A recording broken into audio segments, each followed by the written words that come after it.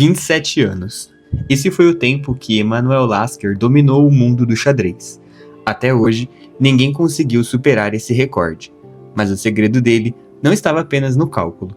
Estava em algo que a gente ama aqui no canal: a psicologia. E eu estou aqui, no país natal dele, a Alemanha, para entender de onde veio essa mente brilhante. Eu quero testar um formato novo com vocês aqui no canal.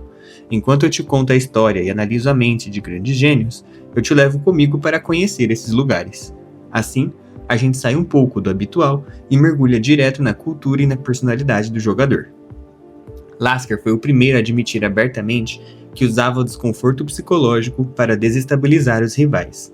No vídeo de hoje, você vai descobrir como ele fazia isso e como ele usou essa arma invisível para manter o título por quase 3 décadas. E também como o regime nazista da época influenciou o final de sua vida e o que ele teve que fazer para continuar sobrevivendo.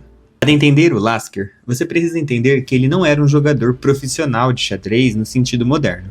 Ele era, antes de tudo, um matemático e filósofo.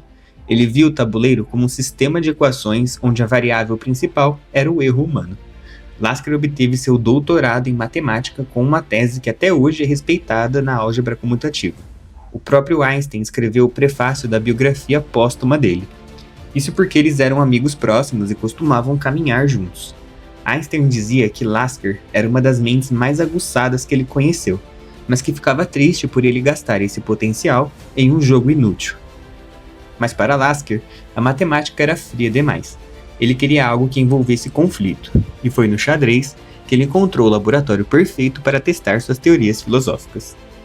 E aqui entra o que faz o Lasker ser o favorito de muitos psicólogos.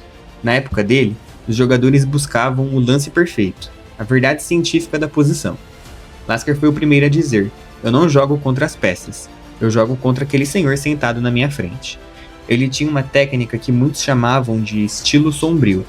Ele detectava o que o oponente mais odiava. Se o adversário gostava de ataques agressivos, Lasker forçava um jogo seco e chato. Se o oponente era um jogador mais técnico, Lasker criava uma bagunça que ninguém sabia o que estava acontecendo. O cara usava tanto recurso para vencer que até o charuto que ele fumava nas partidas fazia parte da estratégia. Diziam que ele fumava uns charutos baratos que fediam muito para desconcentrar o adversário. Ainda que só um pouco, toda vantagem era válida para ele. Ele chegava a fazer lances que o computador hoje daria como segunda ou terceira opção, só porque ele sabia que aquele lance específico ia deixar o oponente desconfortável. Ele trocava a perfeição pela guerra psicológica.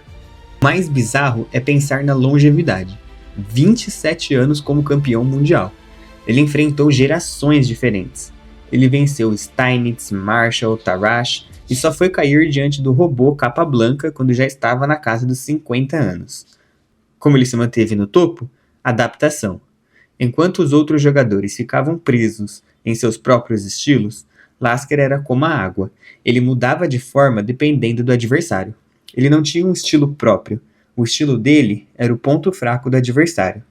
No tabuleiro, Lasker era a personificação da resiliência. Uma resistência que não quebrava. Ela simplesmente esperava o adversário cometer um erro por impaciência. Mas nem tudo na história dele foi sobre troféus e aplausos. Emanuel Lasker era o orgulho intelectual da Alemanha. Mas para o regime nazista que ascendia na época, isso não importava. Por ser judeu, ele viu o país que ele amava e representava se voltar contra ele.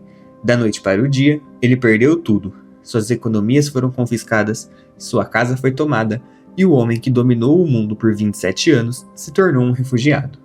O que impressiona na psicologia do Lasker é a resiliência. Aos 65 anos, uma idade em que muitos buscariam paz, ele foi forçado ao exílio.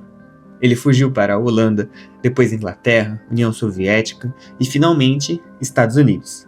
E sabe o que é mais incrível? Ele não parou de jogar. Ele voltou aos grandes torneios porque ele precisava de dinheiro para sobreviver. Mesmo idoso e sem pátria, ele sentava no tabuleiro e ainda conseguia derrotar jovens mestres da nova geração. Foi a prova final da sua filosofia. O xadrez, assim como na vida, é uma luta de resistência. Eles podiam tirar a casa e o dinheiro dele, mas ninguém conseguia tirar a capacidade de luta daquela mente. Xadrez é muito mais do que um jogo de lógica. É um espelho da nossa capacidade de enfrentar o desconhecido. Lasker não foi o maior apenas porque calculava melhor, mas porque ele aceitava a luta. Ele nos ensina que no tabuleiro e na vida, a maior vantagem que você pode ter não é uma peça ou um recurso a mais, mas uma mente inabalável que entende as fraquezas do outro e as suas próprias. Bom, se você curtiu esse estilo de vídeo, um pouco de viagem, um pouco de história e psicologia no xadrez, vou pedir para que você deixe seu like, deixe um comentário, se inscreve no canal. Eu quero levar vocês para outros cantos do mundo e contar a história de outros gênios direto de onde tudo aconteceu. Comenta aqui embaixo qual o próximo jogador ou país que você quer ver nesse formato de vídeo pelo mundo.